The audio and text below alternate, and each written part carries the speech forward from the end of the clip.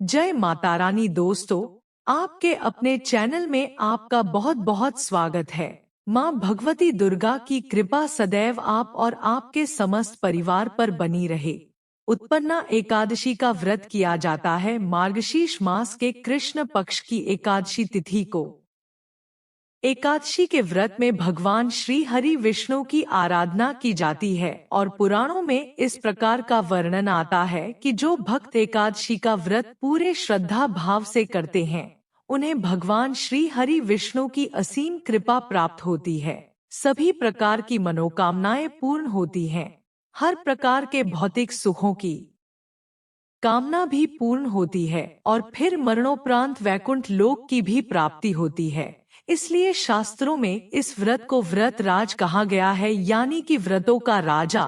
तो आप चाहे कोई भी व्रत ना करते हो, लेकिन आपको एकादशी का व्रत जरूर करना चाहिए। और जो भक्त किसी कारणवश एकादशी का व्रत नहीं भी कर पाते हैं, उन्हें भी आज के दिन विधि विधान से भगवान श्री हरि विष्णु की पूजा आराधना अवश्य करनी चाहिए।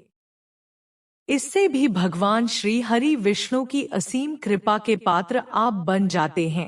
तो आज की वीडियो में आप जानेंगे कि उत्पन्ना एकादशी साल 2024 में कब है, एकादशी की तिथि कब प्रारंभ हो रही है, कब समाप्त हो रही है, व्रत हमें कब धारण करना है और पारण का यानी कि व्रत खोलने का शुभ मुहूर्त क्या है। उत्पन्ना एकादशी के दिन किस प्रकार से भगवान श्री हरि विष्णु की पूजा आराधना करनी चाहिए, कौन से मंत्रों का जप करना चाहिए, कौन सा उपाय करना चाहिए, कौन सी वस्तु भगवान को अर्पित करें जिससे कि मनवांछित कामनाएं पूर्ण हो जाए।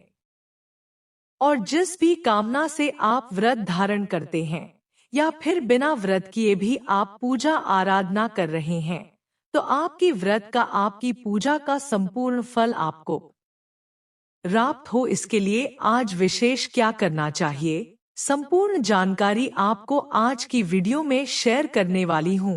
तो बहुत महत्वपूर्ण है आज की वीडियो, पूरा जरूर देख लीजिए। अच्छी लगे वीडियो तो लाइक भी जरूर कीजिए, क्योंकि आपके लाइक्स, आपके कमेंट्स मेरे लिए बहुत महत्वपूर्ण होते हैं। यह एकमात्र जरिया है जिनसे मुझे पता चलता है कि आपको यह वीडियो अच्छी लगती है और आपके लिए यह वीडियो उपयोगी है। तो अगर वीडियो अच्छी लगे तो लाइक तो जरूर ही किया कीजिए।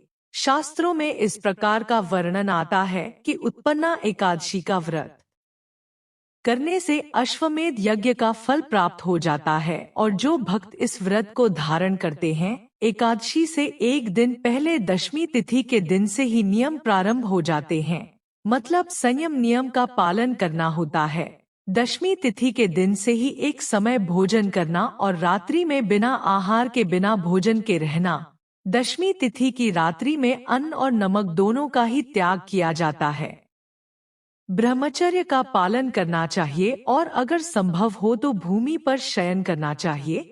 फिर एकादशी के दिन आप उठते हैं ब्रह्मा मुहूर्त में और उठकर नित्य कर्मों से निवृत्त हो जाइए, स्नान कर लीजिए। अगर संभव हो तो आप किसी पवित्र नदी में स्नान कर सकते हैं, नहीं तो घर में भी गंगा जल मिश्रित जल से आप स्नान कर सकते हैं। इसके बाद भगवान सूर्यदेव को जल दीजिए। फिर घर के मंदिर में विधि विधान से भगवान श्री विष्णु की पूजा कीजिए और भगवान श्री विष्णु के सामने शुद्ध घी का दीपक जलाकर अपने व्रत का, अपनी पूजा का संकल्प ले लीजिए।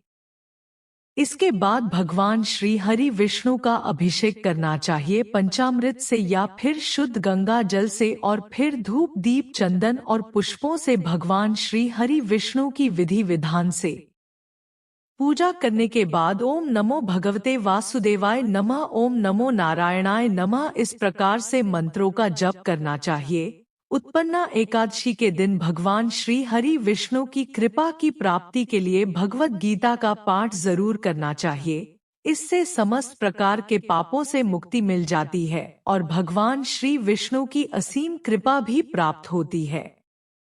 दिन भर आपको व्रत धारण करना होता है। शाम के समय फिर से विधि विधान से भगवान श्री विष्णु की पूजा कीजिए, मंत्रों का जप कीजिए।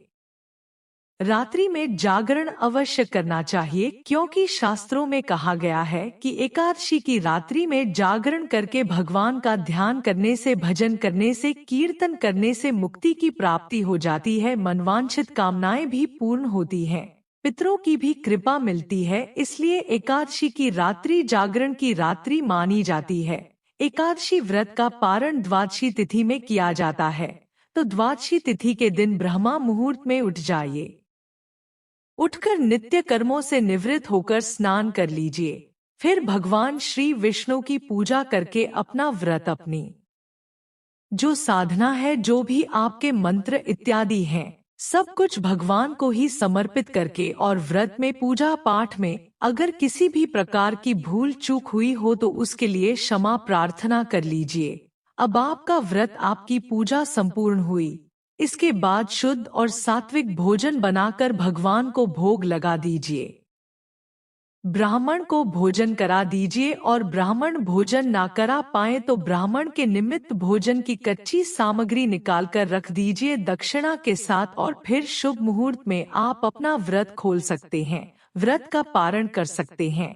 तो दशमी से द्वादशी तक के ये नियम होते हैं। यह संक्षिप्त वर्णन है, बहुत ही संक्षिप्त में मैंने आपको बताने की कोशिश की है।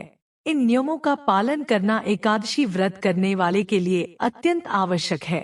और अब जानते हैं कि एकादशी की तिथि कब प्रारंभ हो रही है, कब समाप्त हो रही है, व्रत हमें कब धारण करना है।